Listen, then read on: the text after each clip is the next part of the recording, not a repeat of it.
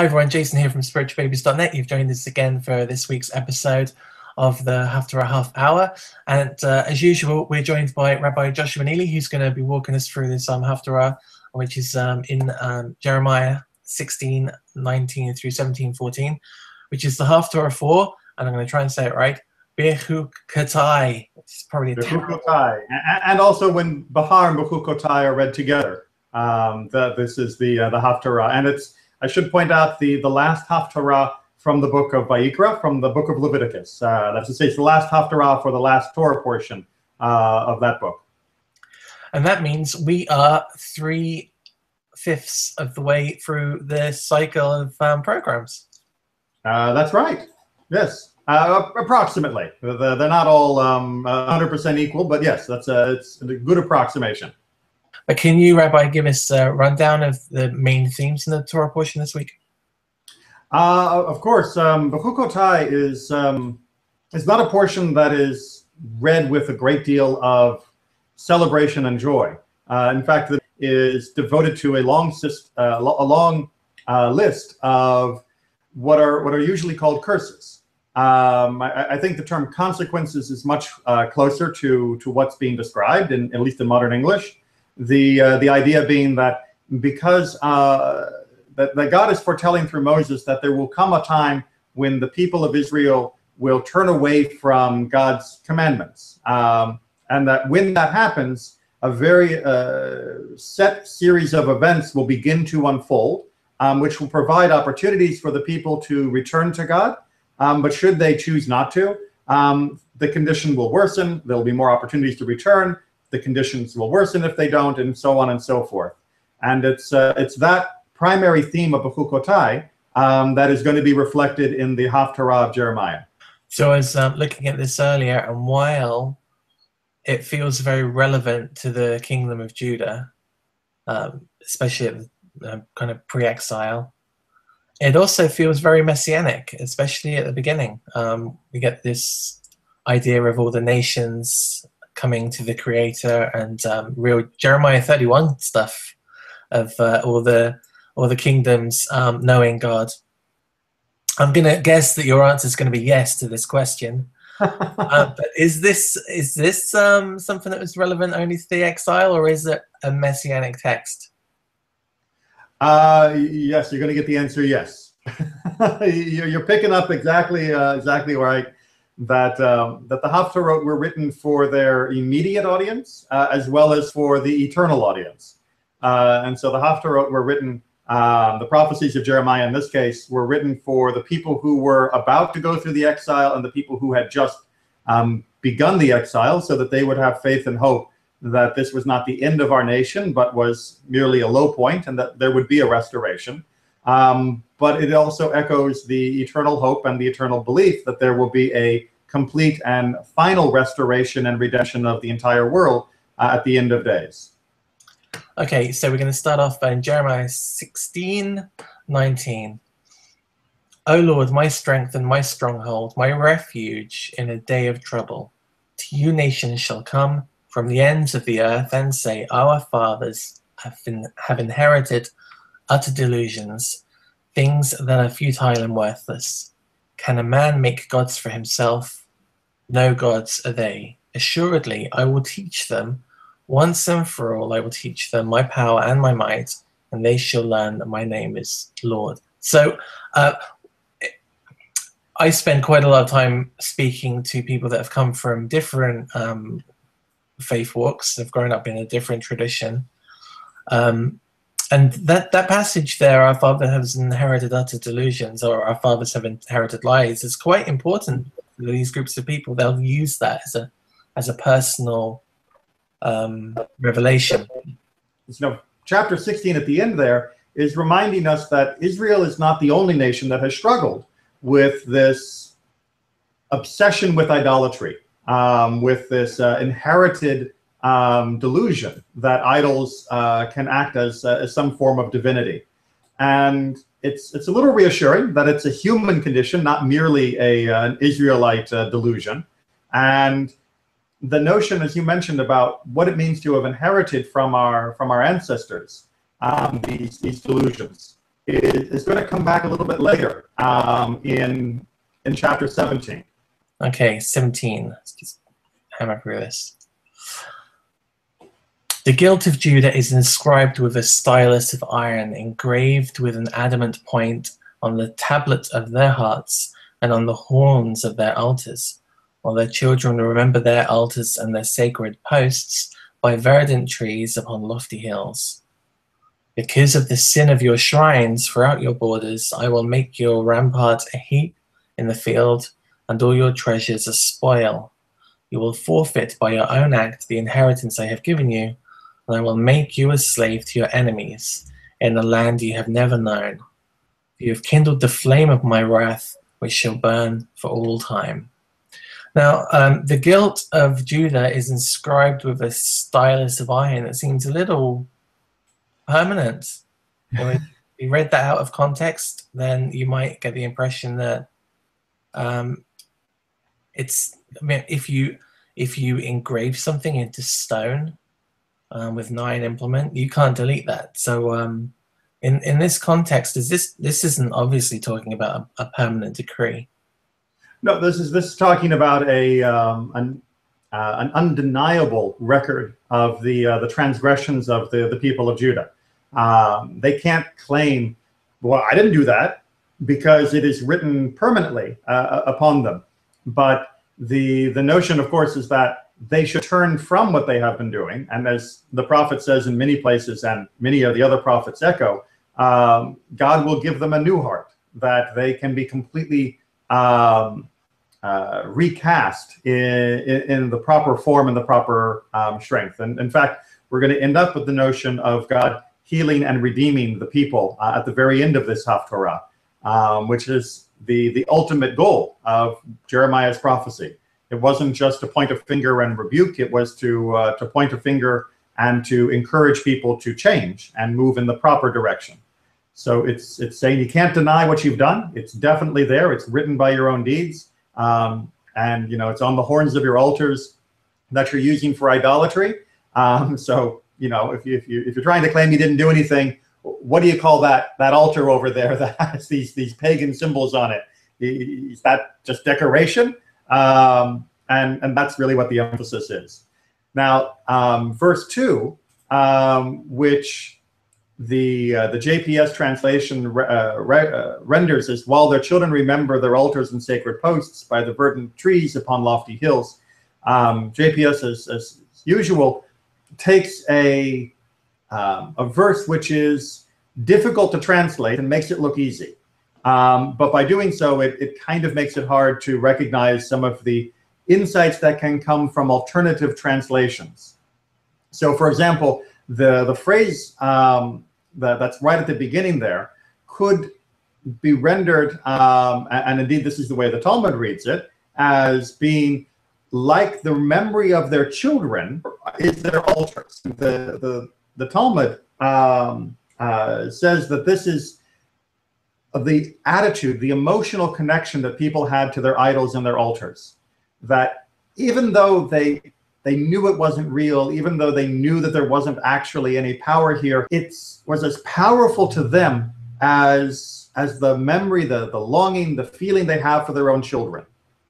That this was something they would not let go of, that this was almost like a deep family connection. And as I mentioned from chapter 16, this is sort of the echo, that oftentimes people will hold on to things they know are wrong or stupid or even immoral because it's just how they were raised.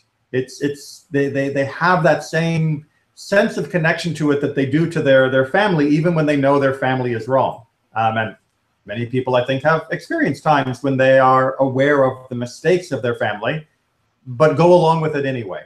And indeed, when I talk to people who are converting to Judaism, one of the most emotional parts for them is letting go of the potential for recreating the good memories they had as a child with their children, the children they're expecting to have now that they become Jewish. because, they're not going to be looking for Easter eggs. They're not going to be sitting around a Christmas tree and singing carols. And everything else about the religion they may have rejected and moved away from. But those warm memories still call to them, still pull to them, and they still want to have them. And I have to explain, there's nothing wrong with that memory, because what you were attracted to was being together with your family in a loving and meaningful way. And that's good. And you shouldn't reject those memories, even if you are choosing a new spiritual path. And understand you will create new spiritual memories and family memories with the children that you are going to have now that you're Jewish. And I'm guessing that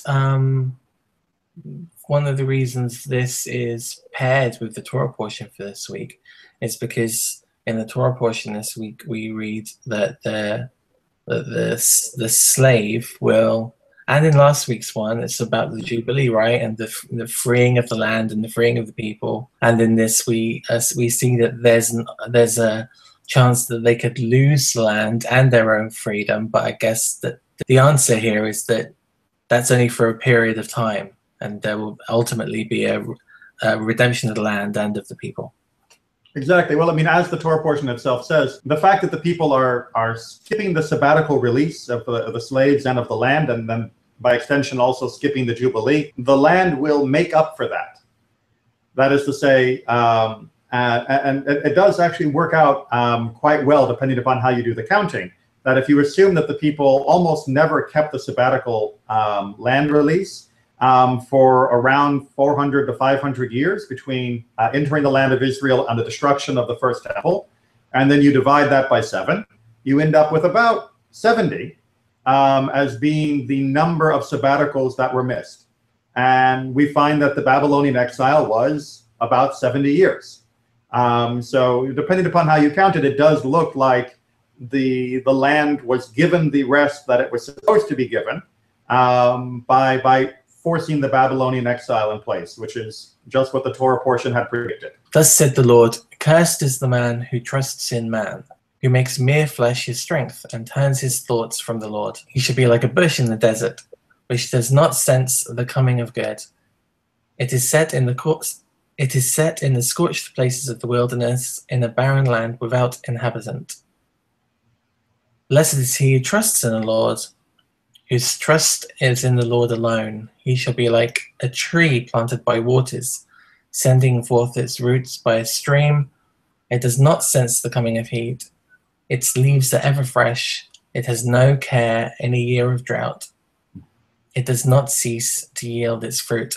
Now, I know this is the Torah portion for, this is the Haftarah portion for this week's Torah portion, but there seems to also be a little nod to last week's as well, regarding living off the land, not needing to farm, that there's going to be a constant provision for you in the year that you let the land rest at the end there. I think moreover, this is it's like two polar negatives, something. You've got on the one hand, what happens if you don't, and what happens if you do. Absolutely. I mean, verses 5 through 8 are a wonderful example of prophetic poetry and of parallelism, in this case, an inverted parallel. So you end up with, here is the emotional problem, here is what it causes in metaphorical form, here is the emotional correct version, and here is what it happens metaphorically in it. And of course, the parallels are beautifully put together, as you would expect from the author. So this notion, though, I just want to clarify, of cursed is he who trusts in man, who makes mere flesh his strength, does not mean you're not allowed to trust other people. The phrase trust here is a little misleading in modern English, because there's nothing wrong with trusting another person. If someone says, I'll help you move the fridge on next Thursday, you should expect them to turn up. That kind of trust is perfectly fine. If someone says, I'll pay you back next week, trusting them to pay you back is no problem. The problem is when you trust in a person as being the source of all your goodness in life. And most likely that is a trust not in other people, but a trust in oneself. When you see yourself as being the source of all blessing, the source of all goodness, the source of all happiness, that it is up to you and only you, and there is no other power working in this realm, that's when you begin to turn. And indeed, that's what's going to lead us eventually to verse 9. So a person may start off with this idea, which seems almost innocent enough. You know, why should I rely on God? Shouldn't I rely upon myself? Shouldn't I rely on us together, the community working? We can achieve anything. That idea sounds very, very good, except you become then like a bush sitting in the desert. When the heat comes and when the rains go, which are not in your power, what are you going to do? You cannot make the temperature go down. You cannot bring the rain.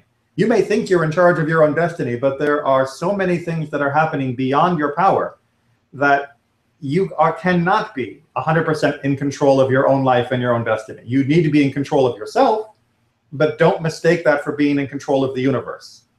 And then, of course, the opposite of saying somebody that trusts in God as being the ultimate part of the universe that is setting things in motion, that person will be as though they were set firmly in a place that always had water, and therefore they will not have the catastrophes come to them that are beyond their control. They will be at peace. There's many times the Torah and instruction is alluded to as water. When I read that into the text, it's quite beautiful. Absolutely, and that's one of the most basic midrashic exegetical principles of the sages, which is anytime you see the word water, substitute the word Torah, and you'll get a new insight. Most devious is the heart. It is perverse. Who can fathom it? I, the Lord, probe the heart, search the mind, to repay every man according to his ways, with the proper fruit of his deeds. There's a wonderful midrash, by the way, about all of this, where it talks about the perverseness of our heart, because it says what's perverse here is not that we're constantly doing things that are wrong. What's perverse here is we think that God doesn't know it, that we somehow think God doesn't examine our motives, examine what's going on inside of our heart, our mind. Take your pick of poetry. And he says it's similar to if there was an architect who built a city and built it with all sorts of secret passages and chambers and hiding places and all of that. And then the architect later becomes the king of that city. And the thieves in the city, the robbers and bandits, hide in these secret chambers and hide in these passageways and all of that. And the king is going, you know, I built this city. Where do you think you're going to hide? I know all of the secret passages. I know how the heart works. I know how the mind works.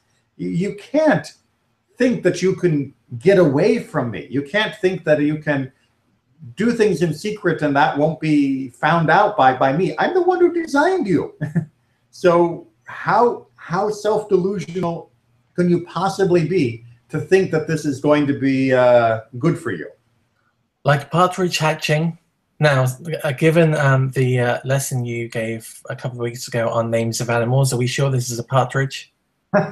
Partridge, quail, something like that, yes. Like a partridge hatching on what she did not lay, so is one who amasses wealth by unjust means. In the middle of his life it will leave him, and in the end he will be proved a fool. I'm going to have to check and see if partridges do that. The cuckoo is famous for knocking out eggs from other nests and laying their own and letting other birds hatch them. Cuckoos do that, and you'll often see, especially in like blackbirds or starlings' nests, cuckoo eggs. But I've never heard of a bird which just wanders across the nest and then, oh, there's some eggs, I'll sit on those. But we'll check that out. I'm not an ornithologist, but the metaphor, at least, of what the well, let me back up. As is often the case when the biblical poetry is referring to something, the biological accuracy is less important than how it would have been understood by the people at the time. So clearly, for the people of Jeremiah's generation, the partridge must have been a byword for an animal that got something that it didn't deserve. And that's how it would have been heard by the people he was speaking to. And that's the most important part of the message, is that he was using this metaphor in this way. Similarly to the fact that when he talks about the kidneys, we know the kidneys, at least as far as modern science can tell, have no neurological connection to the act of having a conscience. But that doesn't matter, because that's what was understood by the people of Jeremiah's own day, and so he had to speak to their language. So the partridge was a metaphor clearly within their own community of that which took what it didn't deserve, that which enriched itself by someone else's labor. And that's really what Jeremiah is blasting here.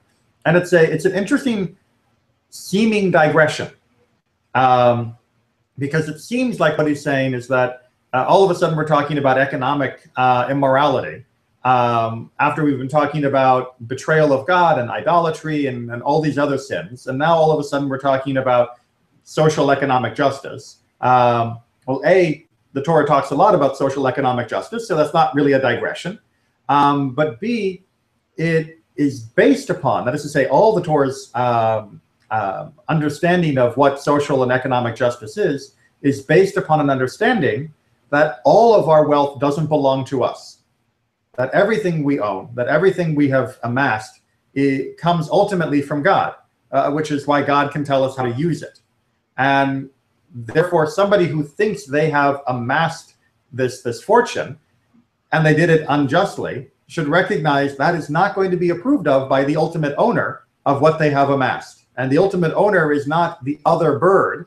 The ultimate owner is God. And that is again, one of the underlying errors of idolatry, or trusting in only one's human self, is you think that it's fine as long as you can get away with it. And ultimately, no, that doesn't work out like that. It's reflected in, there's a great phrase near the end of the Torah portion about this, breaking the staff of bread. That a security in your own providence can be taken away. O throne of glory, exalted of old. It's the throne of glory. Is that a reference to the, I know in English it's often translated as the mercy seat? It could be that, but the phrase can also just mean generally the idea of God's sovereignty over the world. Okay. O throne of glory, exalted from of old, our sacred shrine, O hope of Israel, O Lord, all who forsake you shall be put to shame. Those in the land who turn from you shall be doomed men, for they have forsaken the Lord, the fount of all living water. I may as well finish. Heal me, O Lord, and let me be healed. Save me, and let me be saved, for you are my glory. It's great. Just that last line there. What a prayer. Well, indeed, before we go back and analyze the rest of it, I should point out it is such a prayer that it is now part of the prayer book. That when we read through the Siddur for the Shemona Esrei, the Amida, the 18 benedictions, which are actually 19, during our weekday service for morning, afternoon, and evening, when we come to the prayer that is asking for God's help to heal us, we use exactly this phrase with one small distinction. And that is that this phrase is written entirely in the singular, whereas the phrase that is now in the Siddur mirrors the same language, but rather than using the first person singular suffix and throughout, it uses the first person plural suffix throughout, which is the we. Heal us, O Lord, and let us be healed. Save us and let us be saved. To reflect the general trend throughout Jewish prayer, which is to focus on the collective rather than just the individual. Now you say that, well, as soon as you read it with the we and the us, I totally rung a bell. And the last line there, we will go back and do 12 and 13, but for you are my glory, for you are our glory. I think that's a really lovely. It doesn't show any ownership of God. It says that anything good that's reflected from us comes from you, and I think that's a really great message.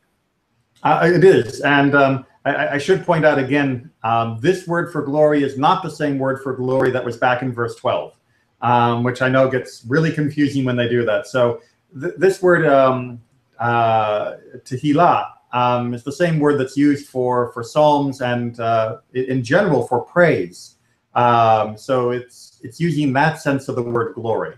It's not using it in the sense of kavod, which is honor type glory that is used in verse 12. So can you talk us through 12 and 13?